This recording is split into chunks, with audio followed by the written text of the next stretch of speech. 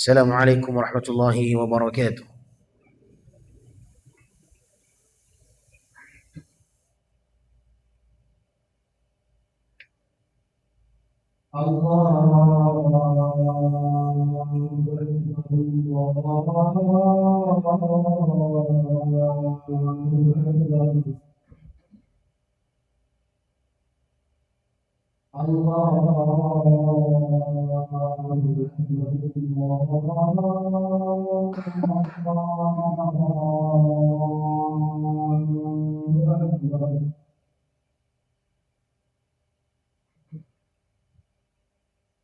أشهد أن لا إله إلا الله.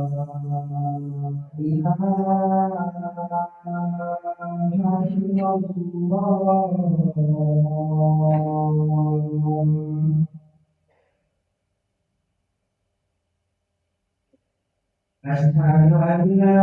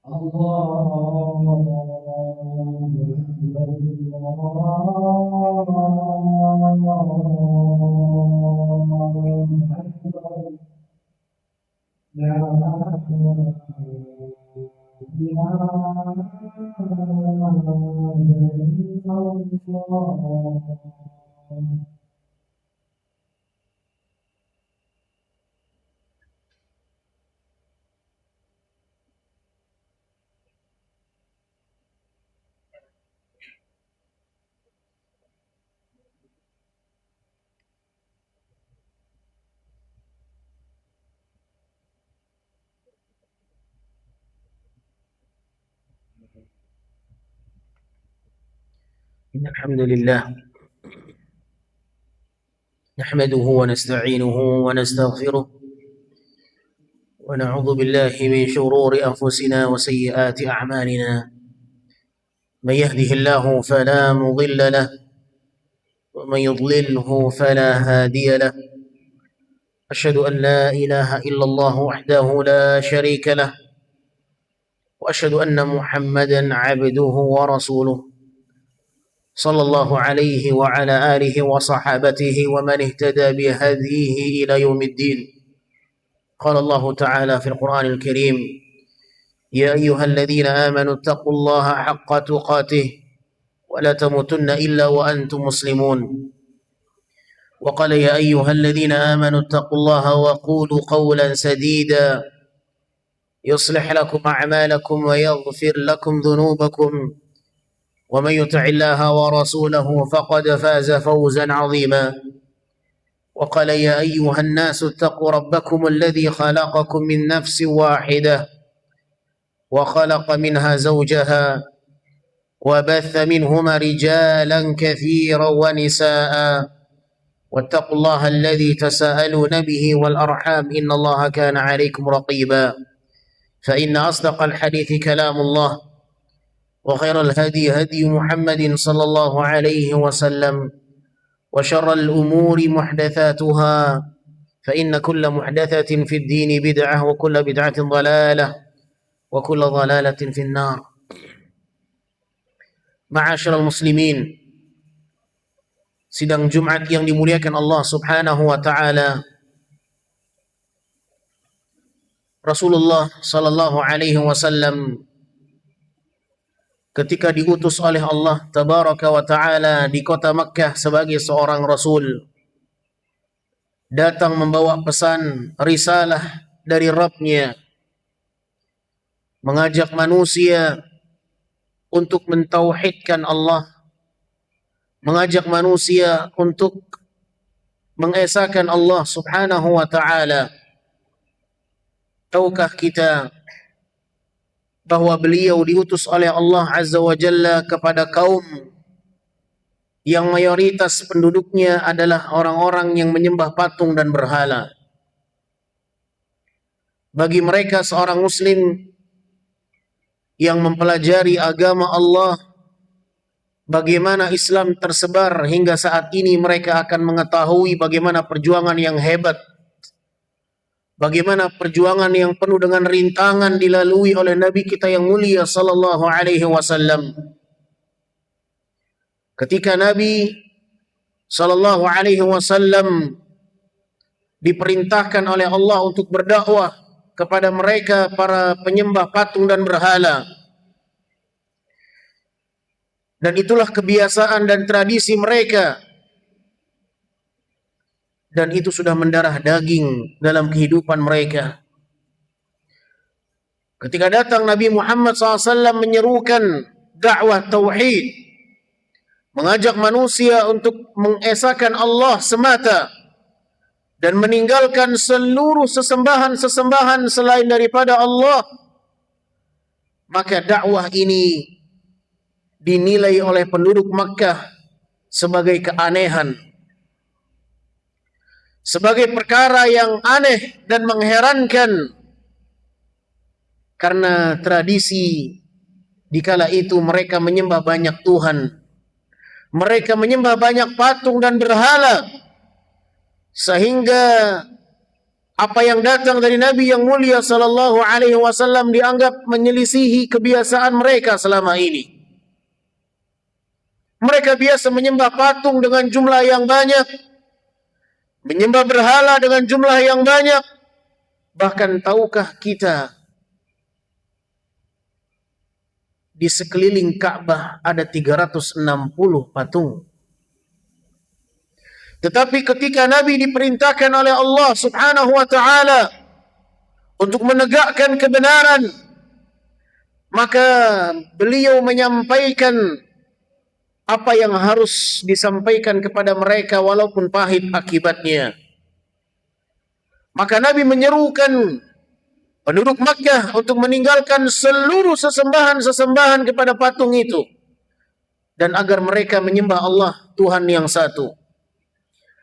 Lantas apa ucapan mereka? Apa ucapan-ucapan mereka penduduk Makkah di kala itu?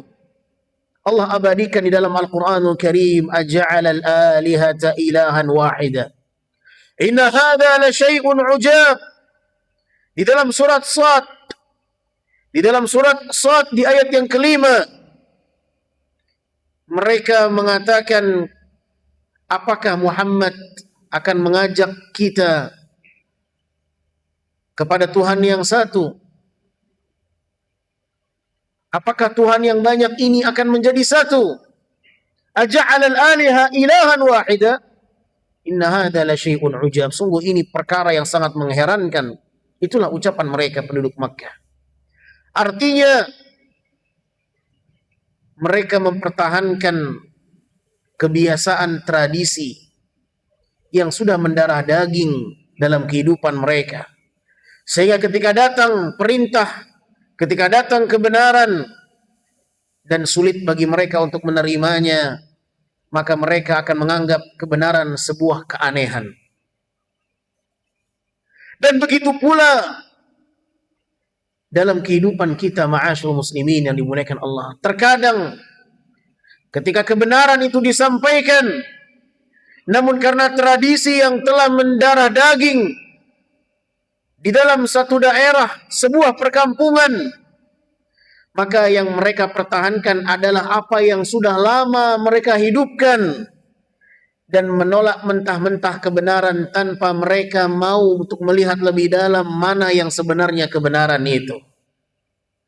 Saudaraku yang dimuliakan Allah, Nabi Muhammad sallallahu alaihi wasallam ketika beliau diutus oleh Allah, Nabi Muhammad mendapatkan satu wasiat bekal dari Allah Azza wa Jalla untuk tidak menuruti kebanyakan manusia. Allah mengatakan di dalam Al-Quran Al-Karim, di dalam surat Al-An'am ayat 116, "Wa in tuti' aktsara man fil ardi yudilluka an sabilillah." Seandainya engkau wahai Muhammad mengikuti kebanyakan orang, kalau seandainya engkau mengikuti, menuruti kemauan orang banyak, maka mereka akan membuat engkau tersesat wahai Muhammad. Jangan engkau terombang-ambing dengan banyaknya orang yang melakukan satu ritual. Jangan kau turuti kemauan kebanyakan orang. Karena kebenaran tidak pernah diukur dan dilihat dari banyaknya orang yang berbuat. Kebenaran ma wafaqal haq wa in kunta wahdak. Kebenaran adalah sesuatu ketika kita mengikuti ketetapan yang sudah ada dan bukan mengikuti kebanyakan orang. Apa yang datang dari Allah, itu yang harus kita ikuti. Apa yang datang dari Rasulullah, itu yang harus kita ambil. Walaupun itu menyelisihi adat dan kebiasaan banyak orang di kampung kita. Oleh karenanya ma'asyarul muslimin yang dimuliakan Allah subhanahu wa ta'ala, hendaknya setiap kita menanamkan dalam diri kita satu prinsip, kaidah yang sangat besar, bahwa kebenaran adalah mengikuti apa yang datang dari Allah dan Rasulnya, bukan mengikuti kebanyakan orang. Karena banyaknya orang yang melakukan bukanlah sebuah jaminan mereka berada di atas kebenaran. Akan tetapi ketika dia berlandaskan kepada Al-Quran dan Sunnah, maka dipastikan mereka lah yang berada di atas kebenaran itu. Oleh karenanya Nabi Muhammad sallallahu alaihi wasallam diingatkan oleh Allah agar jangan engkau mengikuti kebanyakan orang, karena apabila itu yang engkau lakukan, engkau menuruti kebanyakan orang, maka mereka akan menyesatkanmu wahai Muhammad. Dan inilah prinsip yang harus kita tanamkan dalam diri kita ma'asyarul muslimin yang dimuliakan Allah. Jangan kita mempertahankan sebuah tradisi yang sudah jelas bertentangan dengan agama Allah subhanahu wa ta'ala. Oleh karenanya Allah mengabadikan perkataan orang-orang jahiliyah di dalam Al-Quran. Wa idza qila lahum ittabi'u ma anzala Allah qalu bal nattabi'u ma alfayna alaihi aba'ana. Di dalam surat Al-Baqarah ayat 170,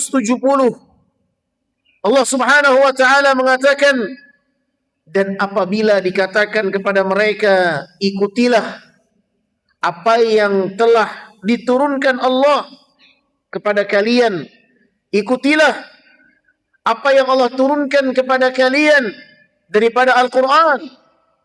Mereka mengatakan, tidak, kami akan mengikuti apa yang kami dapati dari nenek moyang kami sebelumnya.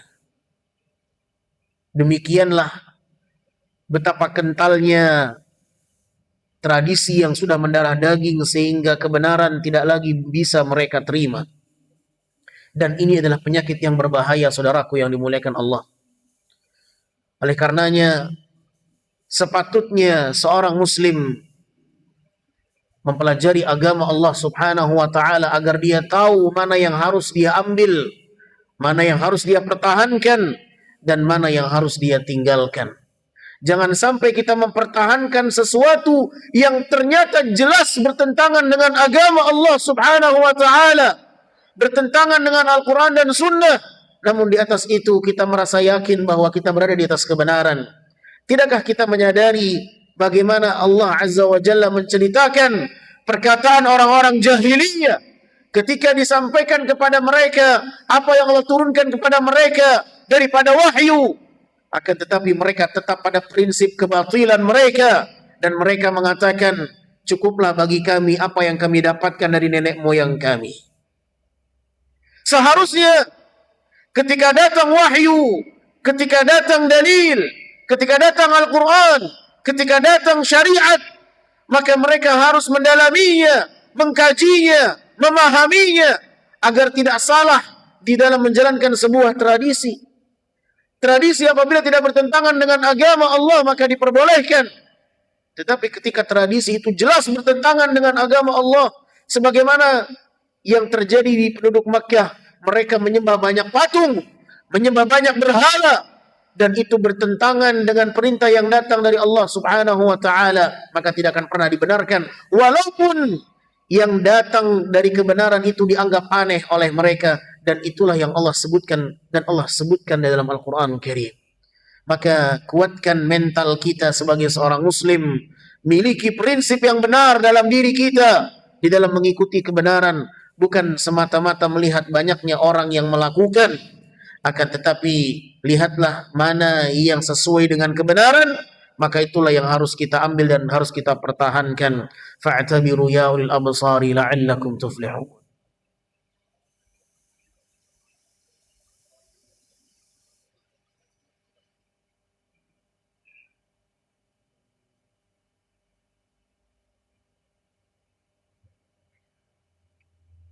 Alhamdulillah, wassalatu wassalamu ala Rasulillah wa ala alihi wa ashabihi wa man walah wa la hawla wa la quwwata illa billah.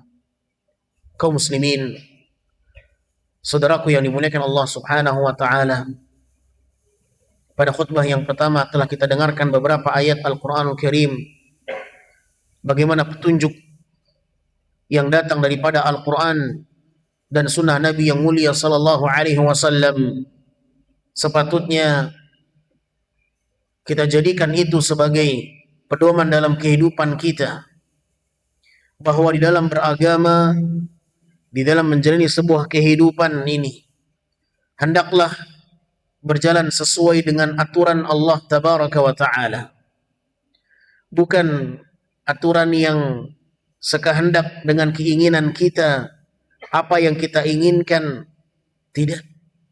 Akan tetapi apa yang datang daripadanya petunjuk Nabi yang mulia sallallahu alaihi wasallam. Saudaraku yang dimuliakan Allah tabaraka wa ta'ala, agama Islam itu mudah. Agama Islam itu mudah. Inna ad-dina yusrun. Tetapi bukan berarti kita bermudah-mudahan menganggap apa yang kita anggap benar, maka itulah yang kita jalankan. Tetapi semestinya seorang muslim belajar mana yang datang daripada petunjuk Al-Quran dan hadis, maka itulah yang harus diagungkan. Namun apa yang menyelisih Al-Quran dan hadis, maka itu yang harus dikalahkan, bukan sebaliknya.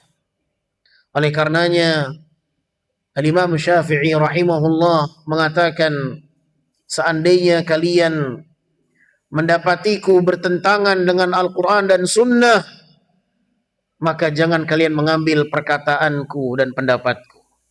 Al-Imam Syafi'i rahimahullah adalah imam ahlu sunnah wal jamaah, seorang imam besar yang mengajarkan kepada murid-muridnya bagaimana prinsip di dalam beragama, bahwa seorang muslim tidak boleh menjadikan acuan dalam kehidupan ini apa yang sesuai dengan kehendak dirinya, apa yang sesuai dengan seleranya, Tidak, tetapi dia harus mengikuti apa yang diinginkan oleh Allah dan Rasulnya.